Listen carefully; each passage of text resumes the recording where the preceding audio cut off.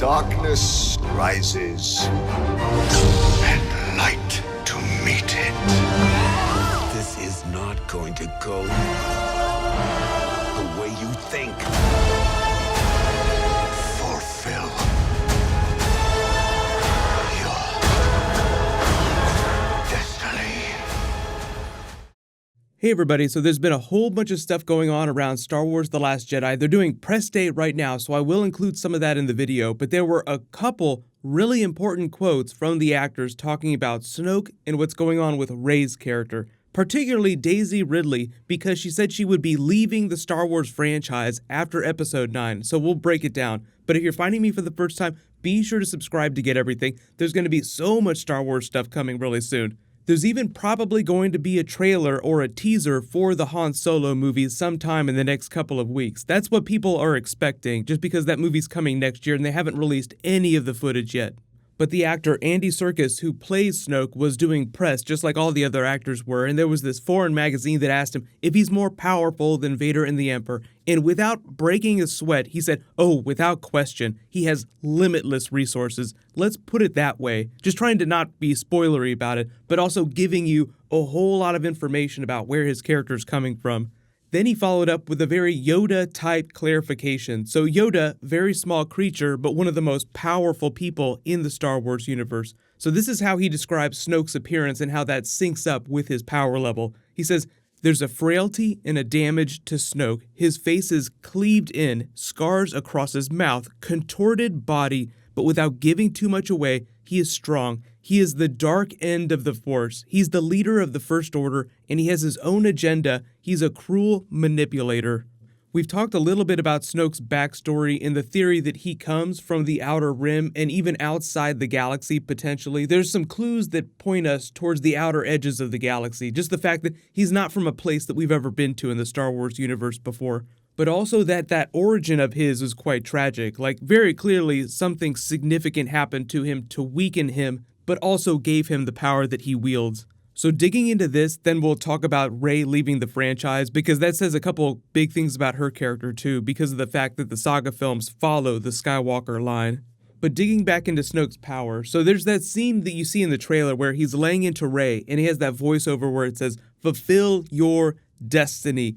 And the way they cut that is a little deceptive, but it looks like what's happening is that he's trying to trigger a response in her the same way that the Emperor tried to trigger a response in Luke. Like, the Emperor really wanted Luke to fight Vader so that it would unlock the dark side in him. He would give in to that hate. Made you powerful. Now, fulfill your destiny.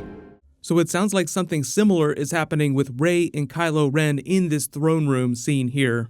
But it all just goes back to the idea of him being this clever manipulator in a way that the Emperor was not. The Emperor was really good at manipulating people, but I think the idea of escalation is really important with this new trilogy. Like, they want to make it seem like it's special. So they make the Starkiller base. It's vastly bigger than the original Death Star was. You have Snoke, who's much more powerful than the Emperor was. We'll have to wait a little bit till we actually see the movie and we can judge whether or not he's more clever with his manipulations than the Emperor was. You don't really get that from the footage you've seen so far. You only see him using Kylo Ren to get to Rey, and it sounds like he was interested in Kylo Ren for a time, but he sensed Rey is this blank slate who was much more open to manipulation than Kylo Ren was, because she hasn't had any of the training that Kylo Ren had and doesn't have any of the pedigree. So with Kylo Ren, he's sort of playing on the idea that he's this dissatisfied youth and trying to give him a purpose.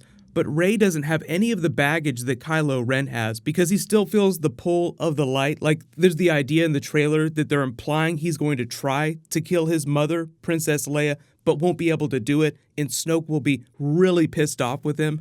The other really important dialogue during all the trailers we've seen is when Snoke is talking about raw, untapped power inside of her. So she's sort of like this well that sits on the precipice of dark and light, and he's just hoping to get to her before she gets more training, which is why Luke is like, this isn't going to go the way you think it's going to go. And it sounds like Rey is going to either be captured by Snoke because she's searching for answers, or it's like Return of the Jedi, and she seeks him out the way that Luke sought out Vader and the Emperor.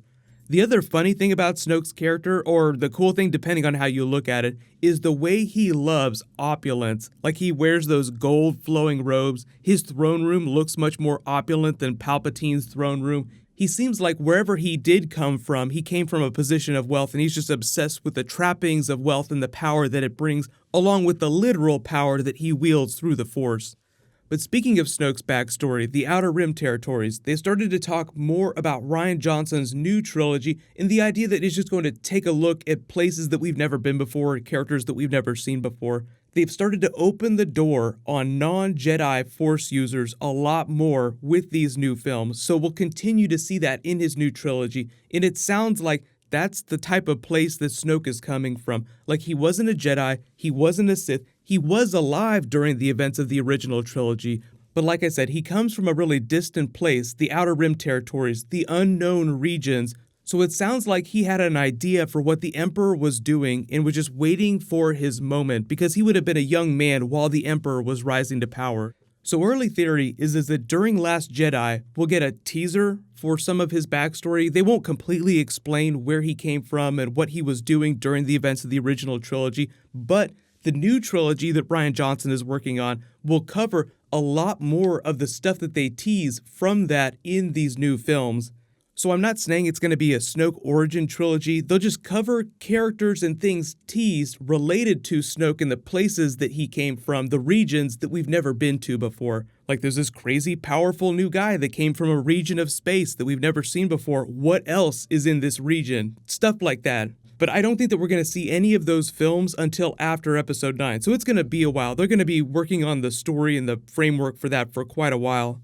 But the other big thing everyone's been freaking out about the last couple of days is that Daisy Ridley confirmed that Episode 9 is going to be the last Star Wars film that she's in. Because a while ago, the belief was that the next saga trilogy, 10, 11, 12, would just cover the continuing adventures of Rey, Finn, and Poe. But now that seems like it's not going to be the case.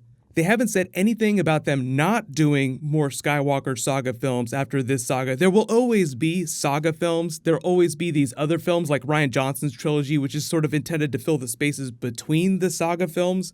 But the whole idea that she would still be a relatively young person, say like Luke Skywalker age as of Episode 6, when Episode 9 happens, that she might not even be related to the Skywalker line, which I'd totally be fine with. There have been so many theories about who her parents are, and they did say that they would give you some ideas for that during Last Jedi without just outright saying these people are her parents. Like, they're not going to be very discreet about it. But if you're like a really big theory crafter, they probably give you all the clues that you need. So we'll do all kinds of videos about that. But my favorite one right now, and this sort of syncs up with the idea that she can leave the franchise without just completely destroying the idea that they'll follow the Skywalker line, is that she's actually descended from the Wills themselves, and that's why Snoke wants her and why she's so powerful.